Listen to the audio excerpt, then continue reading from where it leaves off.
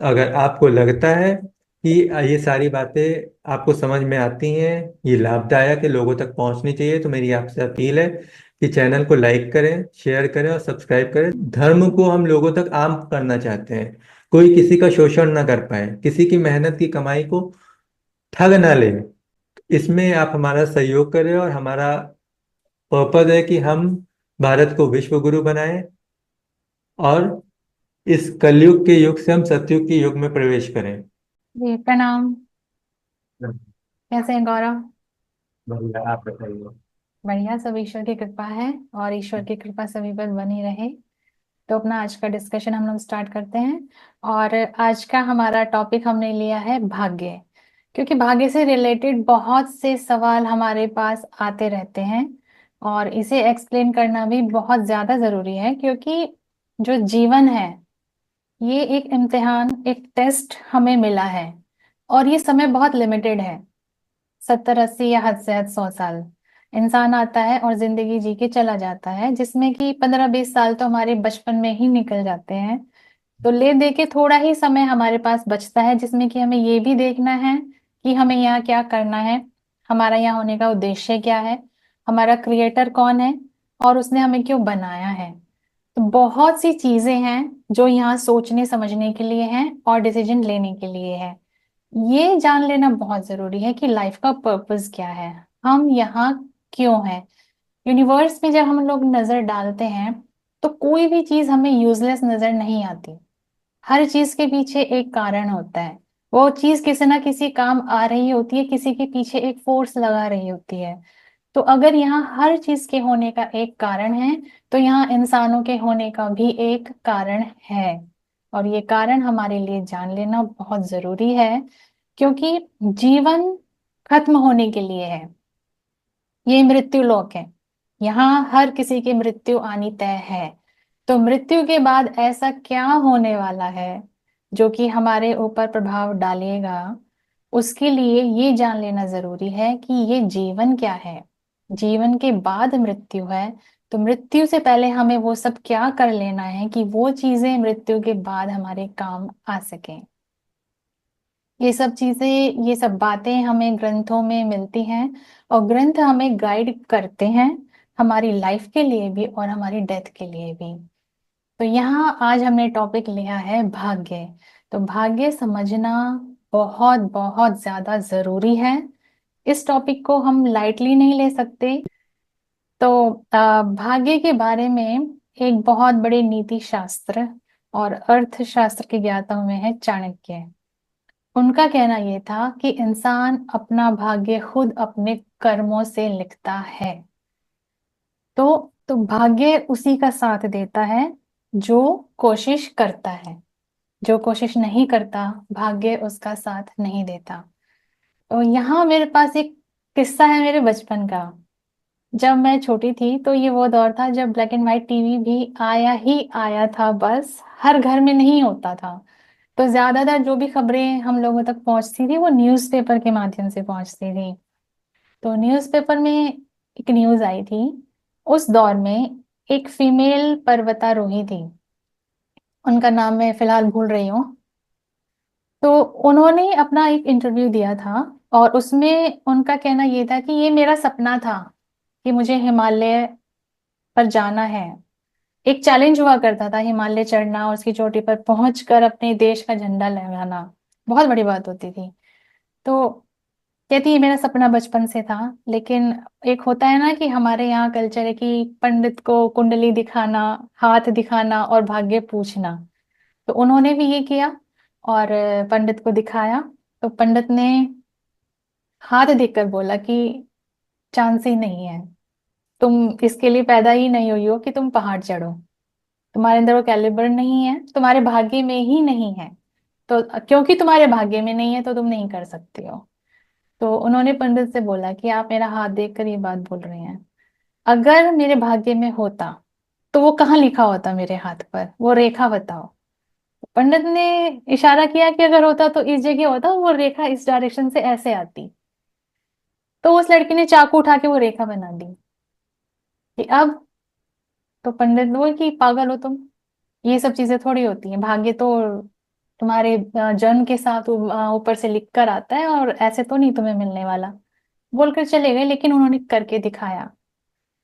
और बहुत फेमस वो हुई थी, भारत का नाम रोशन उन्होंने किया था। जगह जगह न्यूज पर, और हर न्यूज़पेपर में उनकी फोटो और उनका ये इंटरव्यू पब्लिश हुआ था कि भाग्य के भरोसे वो लोग बैठते हैं जो कुछ करते नहीं हैं। एक हारा हुआ इंसान ही अपनी विफलताओं को भाग्य पर फेंक देता है कि मेरे भाग्य में ही नहीं था। तो यहाँ उन्होंने बोला था कि मन के हारे हार है और मन के जीते जीत। हम लोग जो है भाग्य को दो तरीके से देखते हैं। एक तो हम भाग्य को अनहोनी से जोड़ देते हैं कि कुछ अशुभ या अनहोनी हुई, जैसे कोई एक्सीडेंट हुआ या किसी की डेथ हो गई, या कोई बहुत ज्यादा बीमार रहता है तो बोल देते हैं इसके भाग्य में ऐसे ही था, इसीलिए ऐसा हुआ, इसमें कोई कुछ नहीं कर सकता। और दूसरे हम भाग्य को अपनी कुछ विफलताओं से भी जोड़ देते हैं, इस तरीके से कि हम कोशिश तो बहुत कर रहे हैं लेकिन हमें वो मिल नहीं रहा है जो हम चाह रहे हैं। तो वहां भी हम उन चीजों को भाग्य से जोड़ देते हैं कि इतनी कोशिश करने के बाद भी हमें ये चीज अगर नहीं मिल रही है तो इसका मतलब ये हमारे भाग्य में है ही नहीं।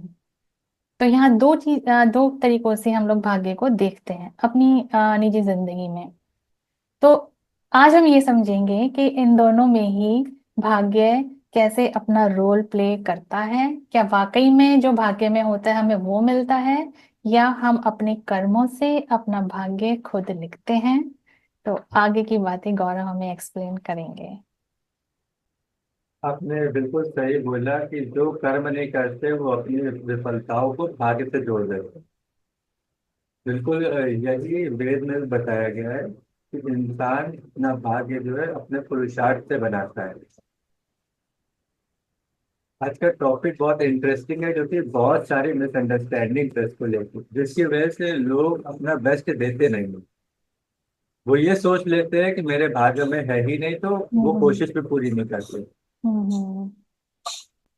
अब आज के टाइम पे भाग्य बहुत टर्मिनोलॉजीज के द्वारा जाना जाता है। कोई भाग्य कहता है, कोई तकदीर कहता है, आजकल नया वर्ड आया है कर्मा। हम्म। अब ये चल रहा है। हम्म। तो सबसे पहले ये जानना जरूरी होता है कि ये जो जीवन हमें मिला है ये मौज मस्ती के लिए नहीं है। इसका कुछ उद्देश्य है, जिस उद्देश्य के साथ ईश्वर ने हम लोग को यहाँ पे भेजा है। इसमें एक परीक्षा है, और परीक्षा होती तब है जब आपको स्वतंत्र इच्छाएं दी जाए, आपकी फ्री विल हो, आप अपनी स्वेच्छा से कुछ कर सकें। तो आप जब अपनी स्वेच्छा से कुछ करेंगे तो आपके पास सही और गलत का ज्ञान होना जरूरी है। तो वो ज्ञान ईश्वर ने अपने ग्रंथों के माध्यम से अपनी वाणी के जरिए हम तक पहुंचाया है। और इसका डिस्कशन हम लोग पहले वीडियो में कर चुके हैं, अवतारवाद में। हम्म।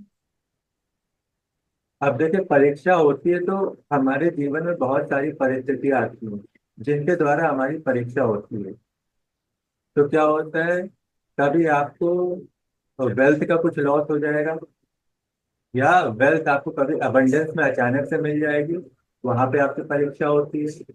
कभी कोई डिजीज हो गई, कभी कोई कब आपने कोई फेल्योर फेस किया, किसी चीज में आप असफल हुए, या कोई टॉक्सिसिटी है, इन्वायरमेंट में टॉक्सिसिटी है, या रिलेशनशिप में टॉक्सिसिटी है, या कोई एग्जाम है जिसको आपने अ, उसको अच्छे नंबर से पास होने के लिए आपने तैयारी तो बहुत की, लेकिन एग्जाम सेंटर पे पहुंचते पहुंचते हो सकता है आपके पेरेंट्स ने आपको कुछ ऐसा बोल दिया कि आपका मूड खराब हो गया, तो एग्जाम खराब हो गया।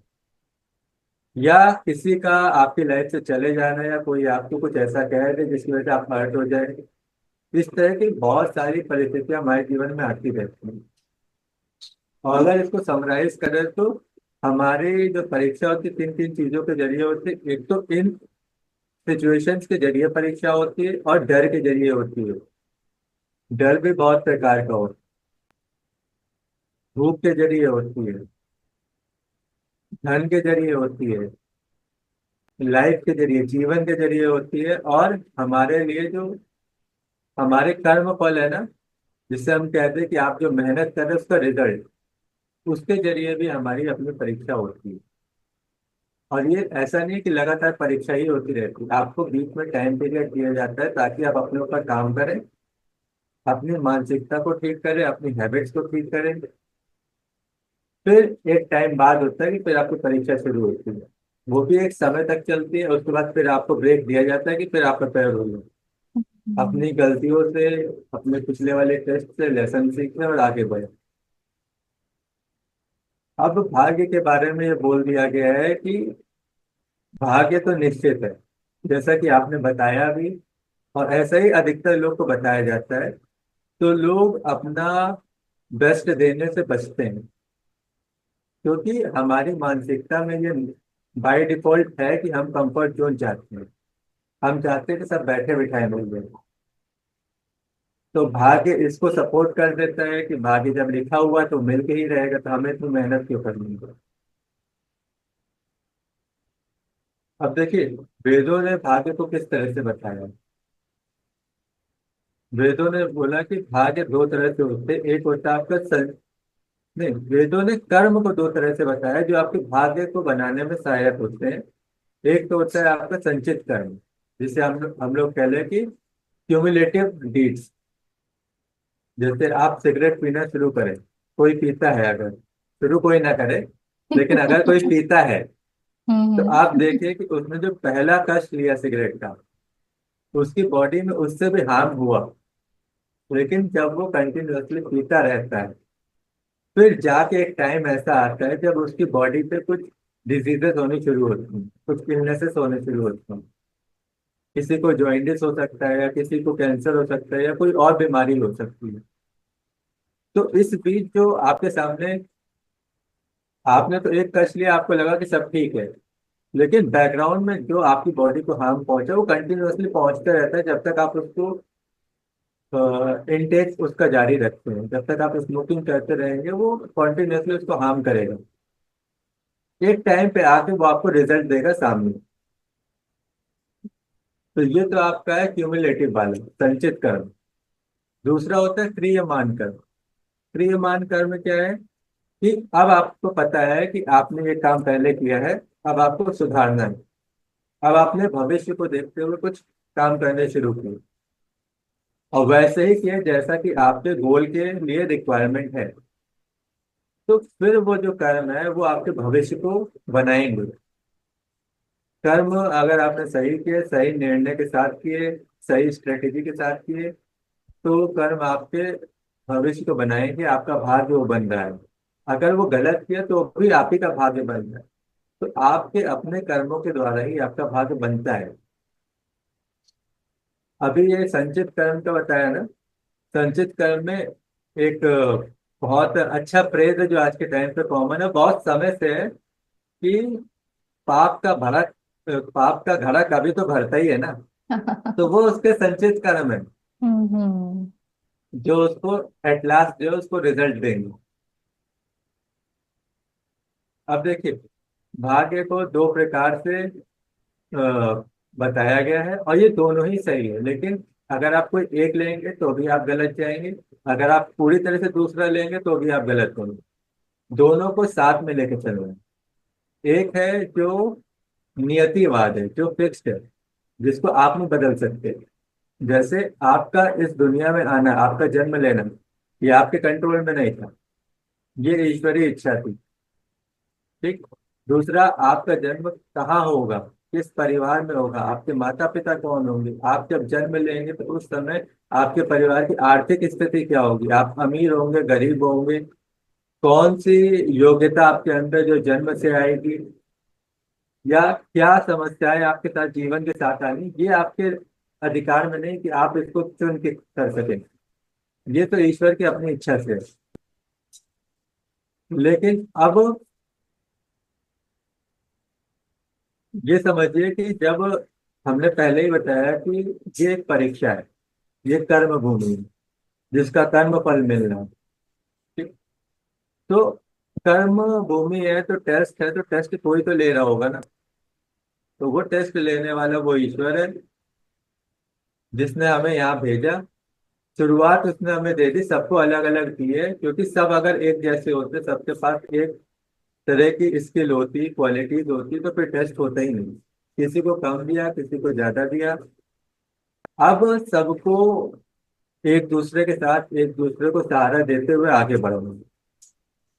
टेस्ट ये नहीं है कि कौन कितना ज्यादा से ज्यादा पैसा कमा सकता है। टेस्ट ये है कि कौन अपने आप को निखार सकता है, कौन समाज में सबको एक साथ लेके चल सकता है, कौन कह सके तो लोगों को इंस्पायर कर सकता है कि अच्छे से अच्छे काम करने की, बुराई से बचना चाहिए। और जितने भी महापुरुष आए, चाहे वो श्री राम कहिए, चाहे श्री कृष्ण कहिए, या और भी लोग होंगे, वैवस्वत मनु कहिए, तो उन सब ने हमें यही सिखाया। जितने भी ऋषि मुनि हैं, उन सब ने हमको यही सिखाया है कि सन्मार्ग पर चलना है, सही मार्ग पर चलना है, अच्छाई के रास्ते पर चलना है। और उनसे हमें अच्छाई सीख के हमें खुद भी फॉलो करना है, उनके पसीनों पे चलना है, और लोगों को इंस्पायर करना है कि वो भी चले, उनको समझाना है। तो टेस्ट तो ये है। अगर ये नहीं कर रहे हैं तो फेल हो रहा है, और अगर ये कर रहे हैं और करते जा रहे हैं तो आप सफलता के करीब जा रहे हैं। दूसरा है कि एक है कर्म सिद्धांत। मतलब जो जितने भाग्य का जो हिस्सा आप अपने कर्मों के द्वारा बना सकते हैं, वो है। फिक्स्ड वाला है जो ईश्वर की अपनी इच्छा से उसने डिसाइड किया कि किसको कहाँ रखना है, किस परिस्थिति में रखना है। दूसरा अब आपके हाथ में है। अगर जो आपके हाथ में है उसके लिए आप काम करेंगे, तो आप पहली परिस्थिति से निकल के अपनी परिस्थिति को अच्छा कर सकते हैं, अपना भविष्य उज्जवल बना सकते हैं। वो भी आपके भाग्य में आता है। अब एक एग्जांपल देना चाहेंगे, क्योंकि टेस्ट है, लाइफ ऐसी सिचुएशंस आपके सामने फेंकती रहेगी जिसको आपको डील करना ही करना है। या तो आप उससे भाग के, परेशान होकर, व्याकुल होकर रहें, या उसको फेस करके और आगे बढ़ जाएं। एक एग्जाम्पल है, बहुत अच्छा एग्जाम्पल है टेस्ट। वो आप एग्जाम्पल देखिए चेस का। आप क्योंकि अभी जीवन में आए, आपका जन्म हुआ, आप थोड़े बड़े हुए, थोड़े समझदार हुए, लेकिन आपको सभी परिस्थितियों को कैसे डील करना है, आपको ये सारी चीजें नहीं पता। तो आप सीखते हैं, गुरु आपको सिखाता है, टीचर्स आपको सिखाते हैं। हालांकि आज के टीचर्स वैसे नहीं है जैसे पहले हुआ करते थे। तो फिर आप कहीं ना कहीं से कुछ सीख रहे, चाहे अपने पेरेंट्स से सीखेंगे, चाहे टीचर सीखेंगे, चाहे स्टूडेंट से सीख, अपने फ्रेंड से सीखेंगे, या ये हो सकता है कि आप इंस्टाग्राम या रील से सीख रहे हो। आज तो लोग उससे सीखते हैं। तो कुछ तो सीख रहे हैं। अगर हम्म, आपका सीखा हुआ सही है तो आप इन सिचुएशन से अच्छे से डील कर पाएंगे। हम्म, लेकिन अगर आप गलत सीख रहे हैं तो उसको डील नहीं कर पाएंगे, तो फिर आप फ्रस्ट्रेट होने लगेंगे। अब देखिए, आप यहाँ पे एक तरह से नौसिखिया हैं, बिल्कुल नए हैं, आपको सब कुछ नहीं पता है।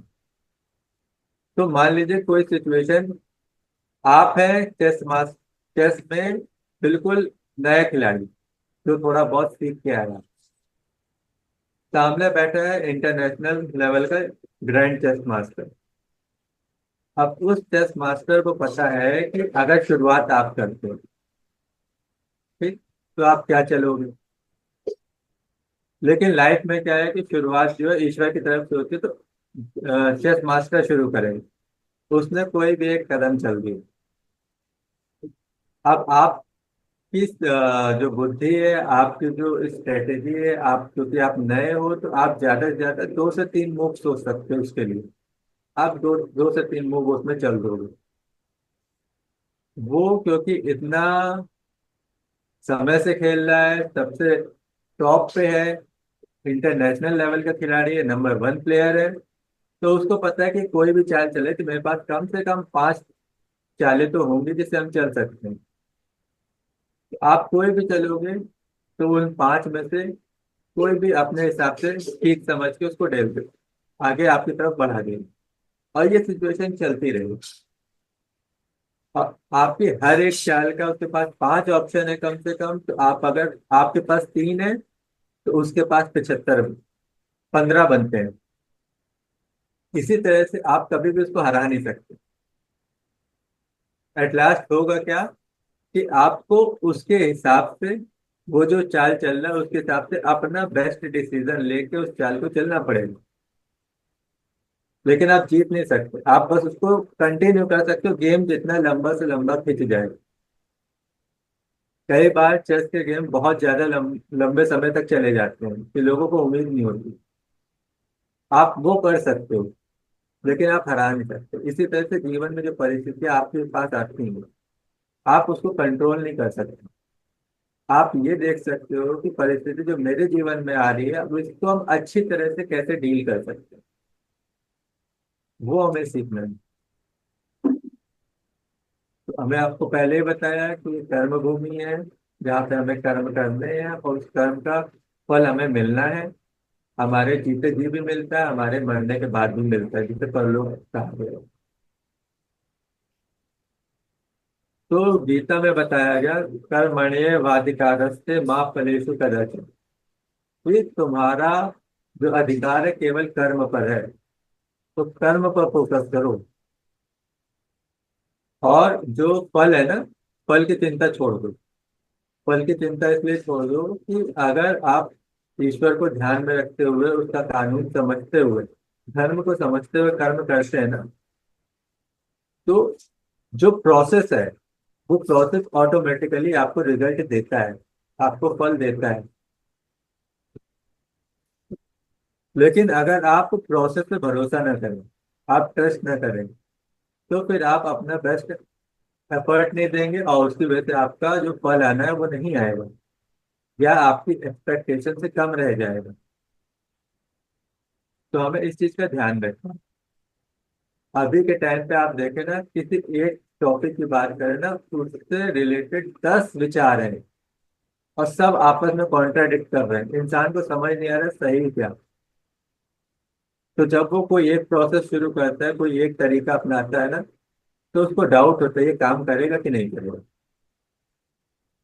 और जब डाउट हो जाए तो वो पूरे विश्वास के साथ उस तरीके से काम भी नहीं कर पाता, तो उसको रिजल्ट नहीं मिलते।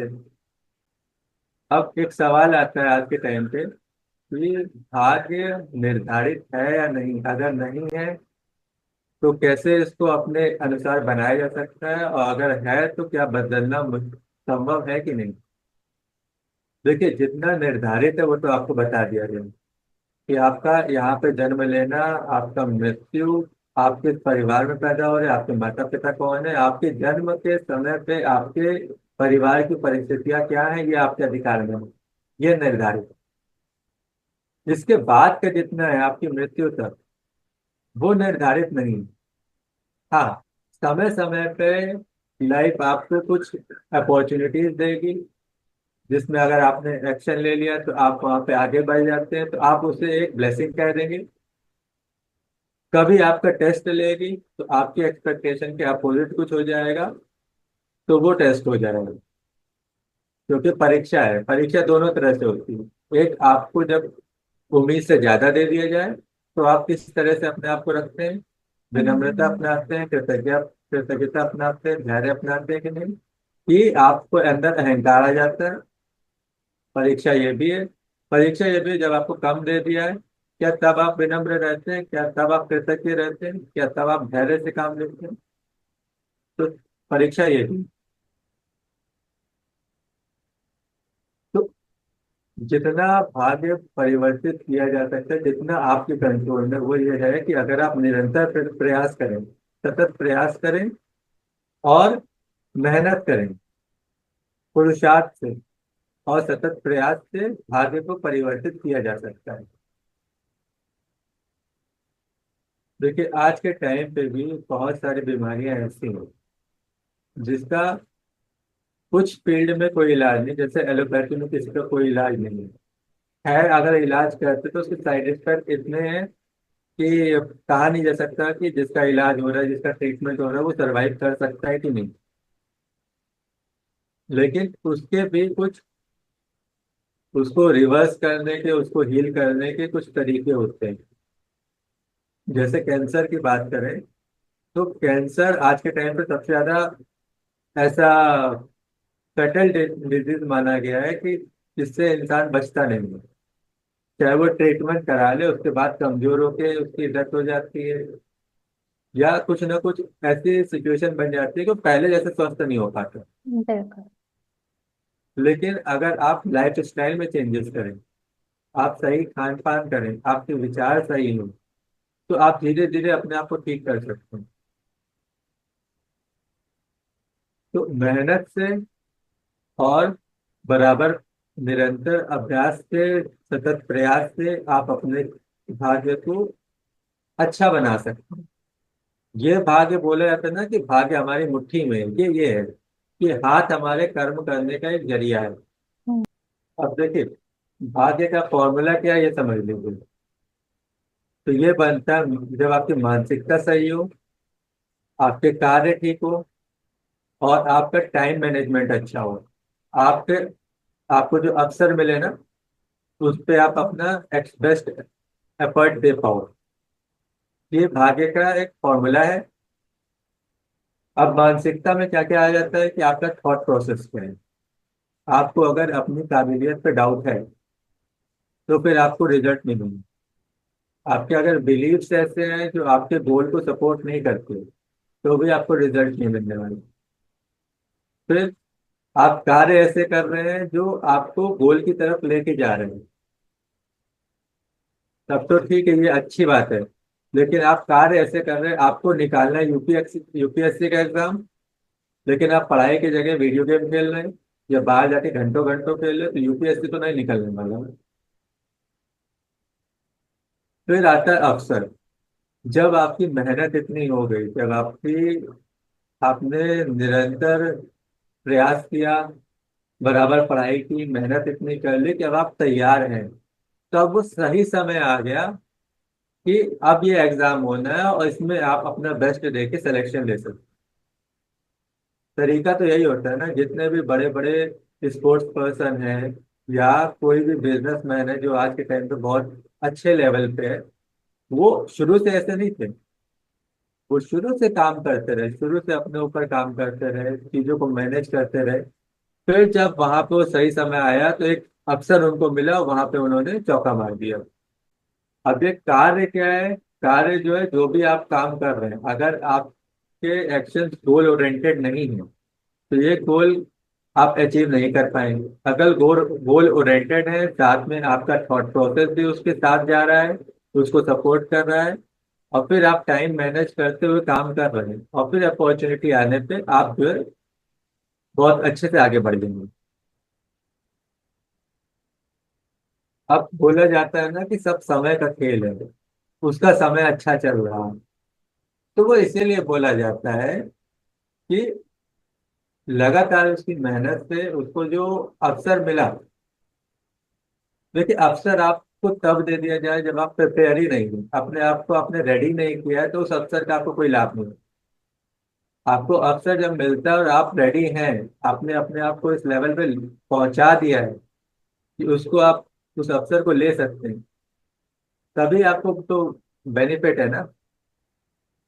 हम बोल रहे हैं कि आप एग्जाम के लिए आपने डिसाइड किया कि हाँ, हमें यूपीएससी एग्जाम क्लियर करना है, हमें आईएएस बनना है। आपका सिलेबस खत्म नहीं हुआ है, और उसी टाइम सिलेबस के खत्म होते होते ही एग्जाम आ जाए, क्या आप निकाल पाएंगे? नहीं निकाल सकते, क्योंकि अभी आपका सिलेबस खत्म नहीं हुआ है, आपने उसकी प्रैक्टिस नहीं की है, बहुत सारे मॉक टेस्ट नहीं दिए हैं। तो फाइनल वाला अचानक से कैसे निकाल सकते? समय का भी बहुत बड़ा रोल है। सही समय आने पे सारी चीजें आपके सामने आती रहती हैं, लेकिन आपको अपने आप को प्रिपेयर करके रखना है। दूसरा, जैसा कि बताया कि आपकी मानसिकता अफेक्ट करती है हर एक चीज। तो अब देखिए, दो चीजें होती हैं। एक जो है, एक व्यक्ति आशावादी है, एक निराशावादी है। तो ईश्वर ने तो कहा है कि हमेशा आशावादी रहो, हर चीज में देखो कि पॉजिटिव पहलू क्या है, पॉजिटिव एस्पेक्ट क्या है सिचुएशन। दूसरा, कि आज के टाइम पे लोग निराशावादी जा रहे हैं। आज के टाइम पे लोग किसी में पॉजिटिव नहीं देख पाते, अपनी परिस्थितियों में पॉजिटिव नहीं देख पाते, अपने आप में पॉजिटिव नहीं देख पाते। तो हमेशा पॉजिटिव रहना है। इसका सबसे अच्छा एग्जाम्पल है, बहुत कॉमन है आज के टाइम पे, कि एक व्यक्ति के सामने एक गिलास रखा हुआ है, उसमें आधा पानी है, तो उसको प्यास लग रही है। देख रहा है, कह रहा है पूरा पानी होगा तब पीना, वरना इससे प्यास नहीं लगी। और उसी के बगल में दूसरा व्यक्ति है, उसके सामने भी वही गिलास रखा है, और वो कह रहा है कि ये प्यास तो लग रही है, पानी तो है कम से कम, पूरा भरा नहीं, एटलीस्ट आधा तो है ना, कुछ तो प्यास बुझेगी। अब देखिए, उस वाले ने एक्शन ले लिया, उसने अपनी प्यास बुझा ली, तो उसने अपॉर्चुनिटी का फायदा उठाया। और जो देखता रहा कि पूरा नहीं था, वो तो प्यासा ही रह गया ना। अब मान लीजिए सिचुएशन ऐसी है कि जहाँ पे प्यास के मारे उसकी जान निकल जाए, तो जिंदा कौन है? जिसने पॉजिटिव को देख के आधा पानी है तो आधा पी के अपनी प्यास बुझाई, डिहाइड्रेशन से मरने वाला था तो बच गया, कुछ समय उसको मिल गया।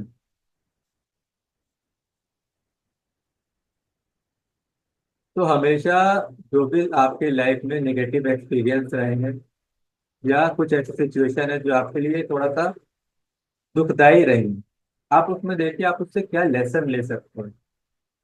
जब किसी भी परिस्थिति से आप कुछ शिक्षा ले लेते हैं ना, और वो शिक्षा आपके लाइफ में आगे काम आने वाली होती है, तो आप इजिली मूव ऑन कर जाते हैं। और वो शिक्षा ही है आपके लिए जो आपको पेसिमिस्टिक अप्रोच से ऑप्टिमिस्टिक अप्रोच में, निराशा से आशा की तरफ लेके जाती है। तीसरा पॉइंट ये है कि भाग्य और कर्म या मेहनत ये आपस में एक साथ जुड़े रहते हैं। आपने देखा होगा कि कुछ लोग गैम्बलिंग खेलते हैं जाके, बड़े लोग कैसीनो में जाके खेलते हैं जो बहुत वेल्दी होते हैं, जो नॉर्मल होते हैं वो एवरेज होते हैं, वो स्टॉक मार्केट में बिना पढ़े लिखे सब करते हैं, लगा दिया अगर होगा तो मिल जाएगा। और जो बहुत छोटे लेवल के होते हैं वो लॉटरी खरीदते हैं। ये भी एक तरीके का ऐसा ही है कि आपने इसमें मेहनत नहीं की है, और आप सीधे उस धागे पे बैठे हो कि मिल गया तो मिल गया, वरना फिर डूब गया। ऐसा नहीं करना। देखिए, जो स्टॉक मार्केट को समझ के थोड़ा सा उसमें रिसर्च करके पैसा लगाता है ना, वो उससे प्रॉफिट ज्यादा निकालता है इन कंपैरिजन टू वो पर्सन जो बिना कुछ समझे बस किसी ने कहा उसमें लगा दिया। देखिए, किसान जब बीज बोता है तभी तो उसको फसल मिलती है। वो बीज बोने से ले लगातार सिंचाई करना, पानी डालना, वो सारा काम जो उसकी मेहनत है, फिर उसके बाद जो उसको फसल मिलती है, फसल उगती है, वो उसका क्या है, फल है। तो वो उसका भाग्य है कि उसको मिला। अगर वो बीज ही ना डाले तो क्या उसको फसल मिल सकती है? बिल्कुल नहीं मिल सकती। लेकिन अब आप ये सोचिए कि उसने मेहनत की है, उसको हर बार फसल मिल जाए, तो ऐसा संभव भी नहीं है। क्योंकि कई बार बाढ़ आ जाती है, कई बार बारिश इतनी ज्यादा होती है, कई बार तूफान आ जाता है तो फसल खत्म हो जाती है, कई बार कुछ कीड़े उसको खा जाते हैं, तो कई बार जो जंगली जानवर है वो आ जाते हैं कभी, कई बार तो जो है कि अ, गाय और बैल वगैरह सांड वगैरह आके खा जाते हैं। तो पूरी तरीके से तो उसके अधिकार में तब भी नहीं रखता है। इसीलिए हमने आपको पहले बोला था कि आपके फल से, आपके रिजल्ट से, मेहनत के रिजल्ट से भी आपका टेस्ट होता है। और उस समय अगर आप ये ध्यान रखते हैं कि इससे पहले तो मेरे साथ इतना अच्छा हुआ ना, इस बार अगर हो गया तो कोई बात नहीं, फिर प्रयास करेंगे आगे, फिर अच्छा होगा, तो आप धैर्य से काम ले रहे हैं तो ईश्वर आपसे खुश होता है, फिर आपको जो है और ज्यादा दिया जाता है। और कई बार ऐसा है कि आपकी उम्मीद थी कि कम होगा, लेकिन फसल बहुत अच्छी हो गई, तो ईश्वर पे देता है कि चलो इसको ज्यादा दिया है, अब देखते हैं अब ये कैसे रहता है। क्या अब ये कृतज्ञ रहता है, विनम्र रहता है, धैर्य से काम लेता है, या इसके अंदर अहंकार आ जाता है कि मैंने किया। तो कम दे के भी वो टेस्ट लेता है, ज्यादा दे के भी टेस्ट लेता है, और कई बार ऐसा होता है कि वो आपके कुछ कर्मों से, आपके कुछ एक्शन से इतना प्रभावित होता है, खुश होता है कि वो आपको खुशी खुशी देता है। ये हमारे जीवन में भी होता है। एटलीस्ट अपनी फैमिली फैमिली में देखे ना, तो कई बार हमारे रिलेटिव्स आते हैं, हमारे पेरेंट्स होते हैं, हमारे कुछ चीज से इतना खुश होते हैं, बोलते बताओ क्या चाहिए तुम्हें ला के देंगे। तो ये होता है। जो लोग ये नहीं जानते कि कर्म से ही आपका भाग्य बनता है, वो लक के ऊपर बैठे रहते हैं। अब वो हर चीज ना इसी तरह से देखते हैं, किसी कोई ज्यादा ग्रो कर गया, लाइफ में आगे चला गया, तो कहेंगे उसका लक था, मेरा लक अभी आया नहीं। वो लोग किस्मत का धनी बोल देते हैं। हाँ। अब देखिए कि वो किस्मत का धनी बनने के लिए यहाँ तक पहुंचने की उसने जो मेहनत की ना, उसको इग्नोर कर दिया जाता हम्म। है।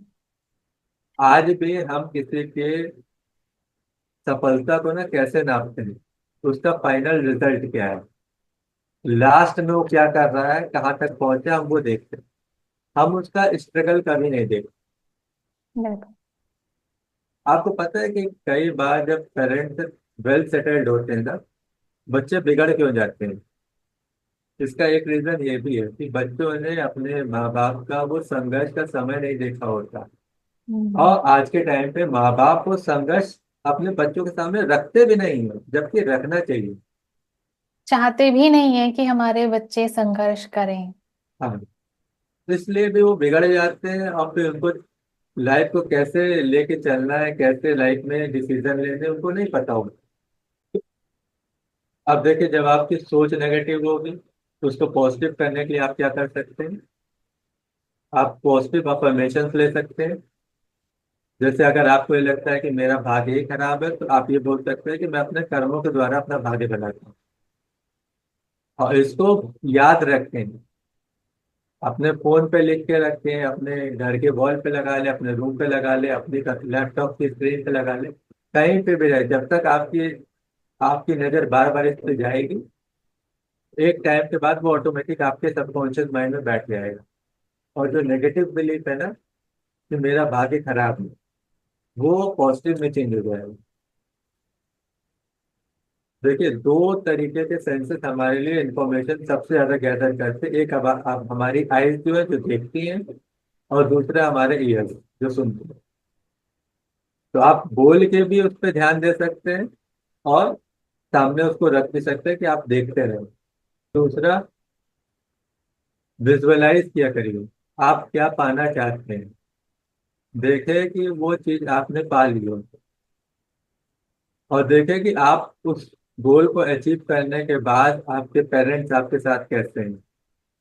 आपको हक कर रहे हैं, आपको गले लगा रहे हैं, आपको ब्लेसिंग दे रहे हैं, खुश हैं, स्माइल कर रहे हैं। अपने फ्रेंड सर्कल को देखिए, वो आपके साथ कितना खुश है। तो ये क्या होता है ना, ये आपको डिमोटिवेट होने से रोकता है, आपको पॉजिटिव फीलिंग देता है। और उस पॉजिटिव फीलिंग को ध्यान में रखते हुए आपके एफर्ट्स और अच्छे होते हैं। अगला है कि भाग्य उसी का अच्छा बनता है जो समय को वैल्यू देता है, टाइम को अच्छे से मैनेज करता है। आज के टाइम पे ये हमारा दुर्भाग्य है कि हम समय से ज्यादा धन को वैल्यू करते हैं, धन को महत्व देते हैं। जबकि जो मनी है ना, वो बाई प्रोडक्ट है, वह आपके वैल्यूएबल टाइम का। आप कितना समय अच्छे से यूटिलाइज कर रहे हैं, ये डिफाइन करता है कि आपकी लाइफ में कितनी वेल्थ आ रही है। आपको करना क्या है कि अपने दिन में जो आपका मोस्ट इम्पोर्टेंट वर्क है, उस पर कम से कम 2 घंटे दीजिए। बाकी अपने रूटीन काम में लगाइए, लेकिन 2 घंटे अपने मोस्ट इम्पोर्टेंट वर्क के लिए, जो आपने सोच रखा है कि आपको अचीव करना है, उसके लिए लगाइए। और फिर आप देखेंगे कि 6 महीने में आपकी लाइफ बहुत ट्रांसफॉर्म हो चुकी होगी। अगला पॉइंट है भाग्य है, तो भाग्य जो कि निर्धारित है, वो तो ईश्वर की तरफ से आया है। लेकिन जो निर्धारित नहीं है, क्या उसमें कुछ ईश्वर का रोल है? तो ये जानना भी जरूरी है। कई बार हमें समझ नहीं आता कि हमारे निर्णय किस आधार पे होने चाहिए। हमें कोई गाइडेंस, मार्गदर्शन नहीं मिल रहा होता, कोई सही बताने वाला नहीं मिल रहा होता। और आज के टाइम पे तो लोग हर कोई एक दूसरे की परिस्थिति का फायदा उठाने के लिए बैठे। तो हमको चाहिए कि हमको कोई सही गाइड कर दे, कोई बताए जो निस्वार्थ हो, वो बताए, और जो एक्सपीरियंस जो अनुभवी हो। हम्म। तो ईश्वर से बात करिए, बात करने से पहले ईश्वर को जान लीजिए। उसको गुणों के आधार पे जब आप जान जाएंगे ना, फिर जब आप उससे बात करेंगे तो आपको जवाब मिलेंगे। जवाब में ये नहीं कि आप सुन पाएंगे, लेकिन जवाब में कभी कोई आपसे बात करते हुए आपका जवाब दे के चला जाएगा, या कभी आपने मोबाइल में आपको कुछ मैसेज मिल गया। इस तरीके से आपको कहीं ना कहीं जवाब मिलते जाएंगे, और आपको समझ में भी आ जाएगा, आप दिल से फील कर लेंगे कि हाँ, यही तो मेरा जवाब है, यही तो मैंने पूछा था। और ये हमारे जीवन में बहुत होता है, ये आपके जीवन में भी गाइडेंस मिल होता होगा। जाती है, हाँ, ये हाँ। गाइडेंस उसकी तरफ से आनी शुरू हो जाती है। इसीलिए हम अपने पुराने एपिसोड्स में भी बार बार इन बातों को दोहराते चले आ रहे हैं कि हमारे लिए ईश्वर के गुण धर्म और स्वभाव को समझना बहुत जरूरी है। ईश्वर हमसे किस जरिए से बात करते हैं? ठीक है, ग्रंथ आए हैं, उन्होंने ऋषियों के कल्प पर उतारा है ज्ञान, लेकिन ऐसा नहीं है कि वो ज्ञान वहां तक सीमित है। जब ये कहते हैं ना कि प्रेयर्स करिए, है ना, प्रेयर्स का जवाब ईश्वर आपको देते हैं, जो आप मांगते हैं आपको मिलता है, आपको गाइडेंस मिलती है। वो जरिया कोई भी हो सकता है, आपका कोई दोस्त आके आपको कोई बात बोल दे, किसी के स्टेटस पर आप कोई मैसेज पढ़ ले और आपको लगे कि अरे ये तो मेरी समस्या का हल है। तो इस तरीके से हमें आंसर्स मिलते चले जाते हैं।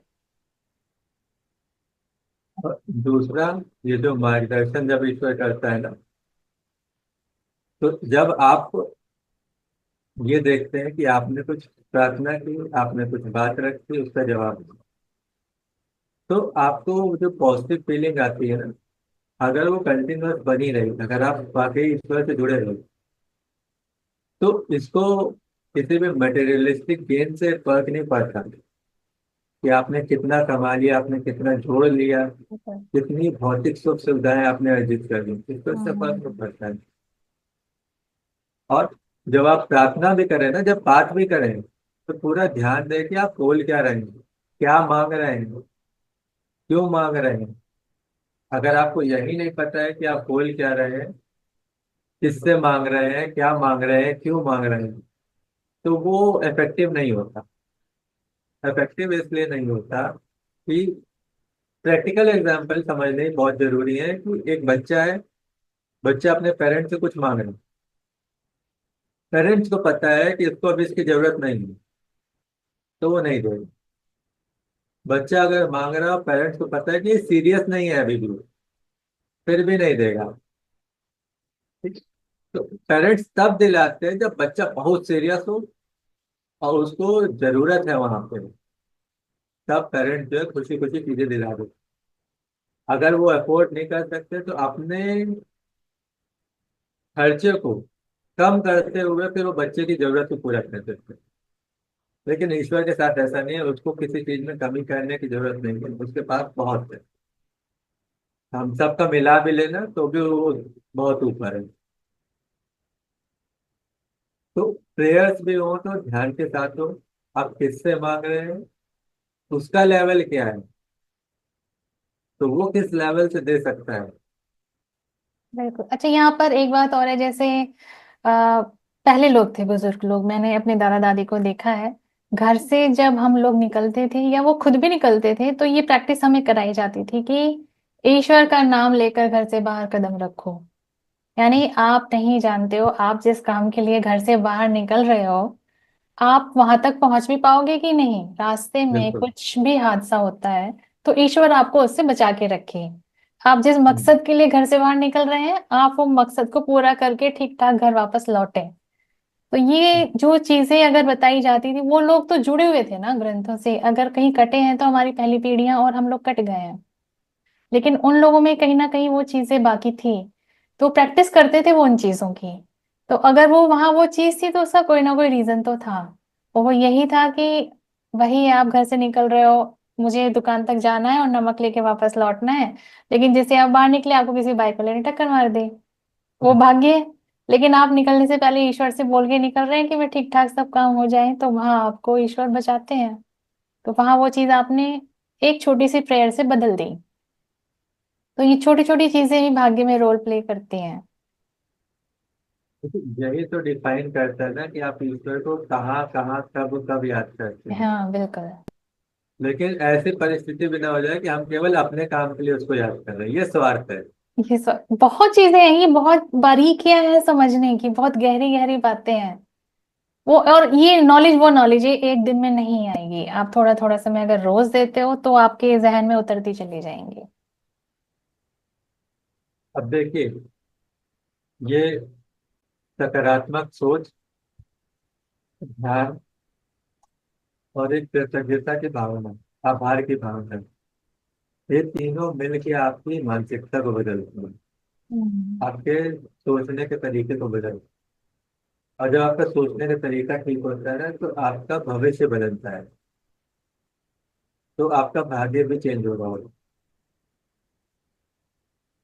तो इसी को हमें ध्यान में रखना है कि कुछ पाना है तो उसके हिसाब से विचार होने चाहिए।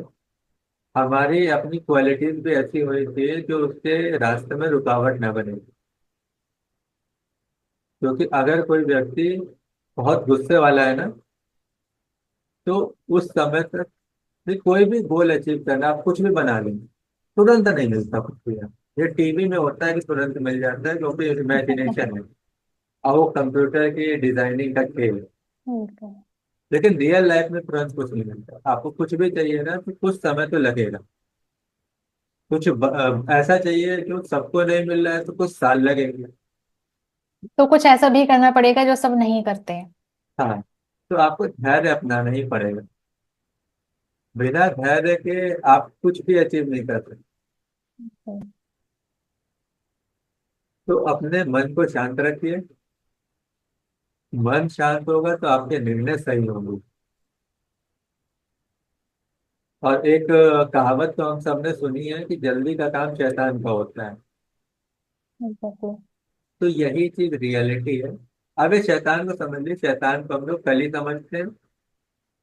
और आप राक्षस समझ लीजिए, राक्षस इंसानों में भी होते हैं जो बुराई को प्रमोट करते हैं, बुराई को सपोर्ट करते हैं, गलत काम हम्म। में सहयोग करते हैं लोगों का।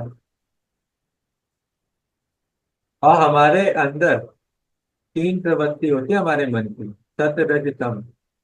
जिसके अंदर तम ज्यादा हो तो बुराई को प्रमोट करता है, तो उसके अंदर राक्षस हो। जो ईश्वर को समझ के उसको समर्पण कर देता है, फिर अच्छाई के काम करता है अपने लिए, अपने परिवार के लिए, समाज के लिए, वो सात्विक प्रवृत्ति का, वो ईश्वर की तरफ भागता है। ऐसे समर्पण है। हाँ, तो हड़बड़ी ना करिए, धैर्य से काम लीजिए। हम्म। अब आप कर क्या सकते हैं? मेडिटेशन किया करिए। मेडिटेशन में वो आपका विजुअलाइजेशन भी आ जाता है, पॉजिटिव अफर्मेशंस भी आ जाते हैं। और अगर आप ईश्वर को ध्यान में रखते हुए करेंगे, जीवन का जो उद्देश्य है उसको अगर पूरा करना चाहते हैं, तो ईश्वर को याद करिए। जिससे आप जितना प्रेम करते हो उससे उतना ज्यादा याद करते हो, ऑटोमेटिक याद आती है।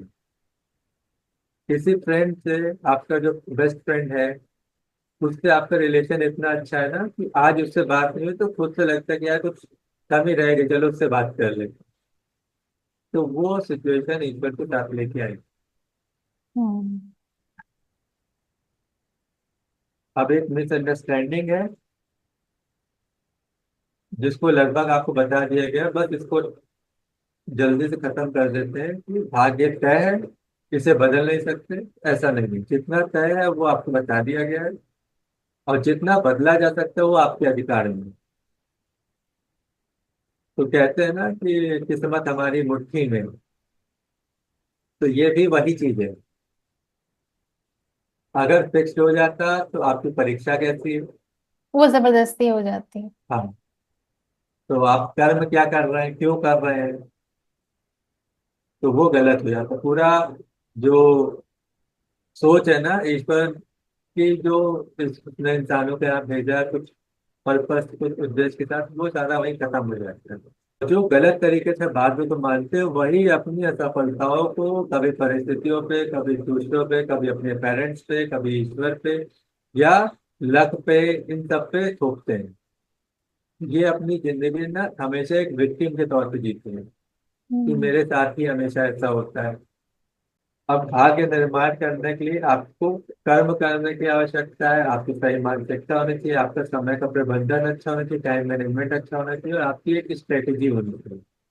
अब कुछ लोग ये सोचते हैं कि मेरा भाग्य कैसा है, ये पता लगवाने के लिए वो बहुत लोग को हाथ भी दिखाते हैं, कुंडली भी दिखाते हैं, तरह तरह के एस्ट्रोलॉजर्स के पास भी जाते हैं।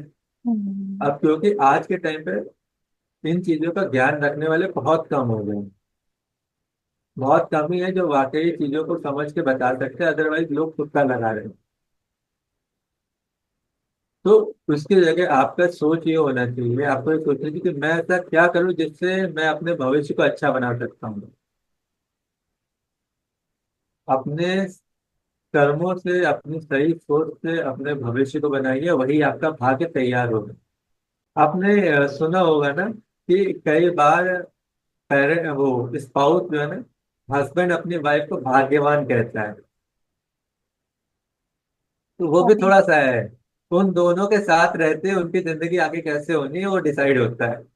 और लॉ ऑफ अट्रैक्शन जो कि आपको पिछले वीडियो में बताया गया कि हमें देवों की मित्रता मैत्री कैसे मिलती है, वो भी इसी पे काम करते बिल्कुल। हैं। अब आप देखिए, कुछ गुण ईश्वर के ऐसे हैं जो इंसानों में भी हैं। तो जैसे वो ब्रह्म है, वो पूरे ब्रह्मांड का रचयिता है, उसने सब कुछ बनाया, परफेक्ट वे में बनाया। तो आप भी अपने जीवन के ब्रह्म हैं। आपका भविष्य कैसा होगा ये आपके अधिकार में दिया गया है।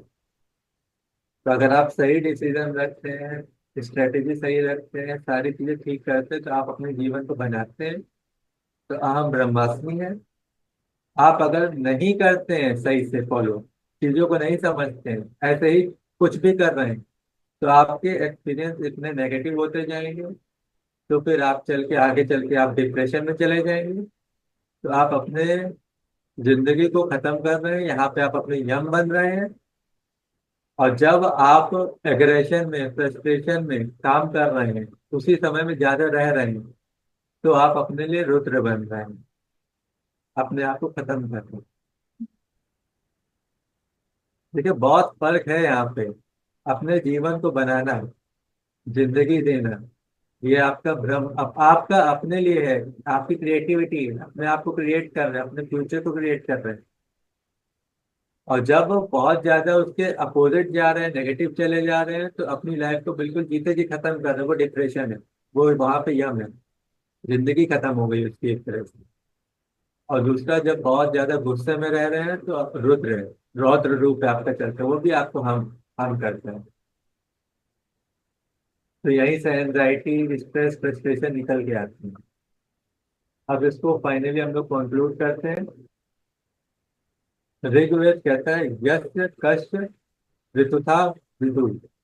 मतलब जो लोग धर्म और कर्म के सिद्धांत को समझते हैं, वे अपने जीवन को सुधार सकते हैं। मतलब धर्म को भी समझना होगा, कर्मों का सिद्धांत, laws of cause and effect, laws of action को भी समझना होगा।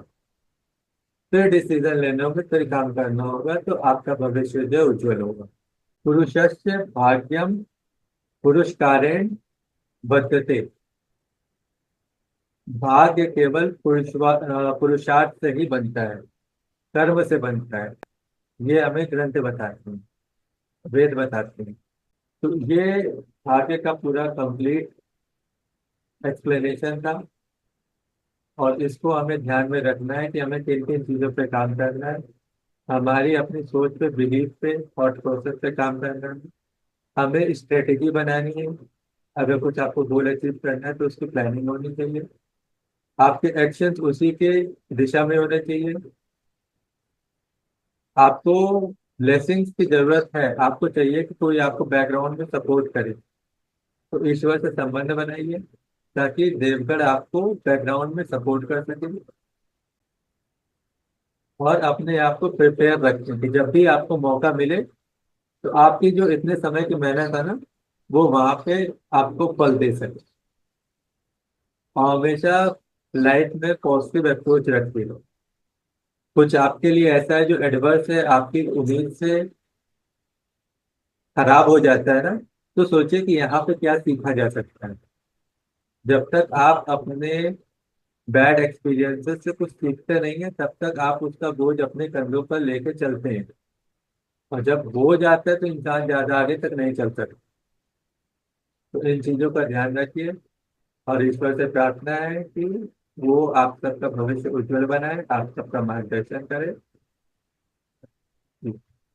नहीं, यहाँ पर एक बात इस भाग्य के टॉपिक के साथ ये क्लियर होती है। जैसे कुछ लोग कहते आते थे ना कि इंसान ईश्वर की कठपुतली है, हमारा जीवन जो है या ईश्वर जैसे चाहता है हमें उस दिशा में चलाता है। तो यहाँ कठपुतली नहीं है हम, यहाँ हमें थोड़ी फ्रीडम मिली है, लेकिन गाइडेंस के साथ मिली है। और सिचुएशंस आती हैं लाइफ में, वो गॉड की तरफ से आती हैं। हमें डिसीजन क्या लेना है ये हम खुद देखेंगे। हमारी कितनी मेहनत है, कैसी हमारी सोच है, क्या हमें करना है, क्या हम अचीव करना चाहते हैं, मेहनत करते हैं या नहीं करते हैं, लेजी हैं या कुछ कर रहे हैं। तो ये हमारे खुद के ऊपर है। तो और उसमें आप देखिए, कठपुतली में केवल कठपुतली ये आज है। के टाइम पे ना रोबोट्स हैं। उनको जैसा फीड किया जाता है वो वैसे ही। वो वैसे करते हैं, लेकिन हम रोबोट्स नहीं है, हाँ, ईश्वर लेकिन ने रोबोट को फ्रीडम दी बनाने है। वाला भी इंसान है। हम्म। वो सोच समझ के रोबोट बना रहा है, अपना डिसाइड कर रहा है कि हाँ इसमें ये फीचर डालने, ये चीजें होनी चाहिए। तो वो उसकी अपनी इच्छा से कर रहा है। तो हम इंसान है, हमें इंसान बनना है, रोबोट नहीं बनना। बिल्कुल। और ये सब इन चीजों पर ध्यान देना बहुत जरूरी है, क्योंकि मृत्यु जीवन का अंत नहीं है, शुरुआत है। अंतः अस्ति प्रारंभ, हम ये पाते हैं भागवत में। तो इस पर मेहनत करते हैं और फिर मिलते हैं अगले डिस्कशन पर। हम्म। प्रणाम। धन्यवाद।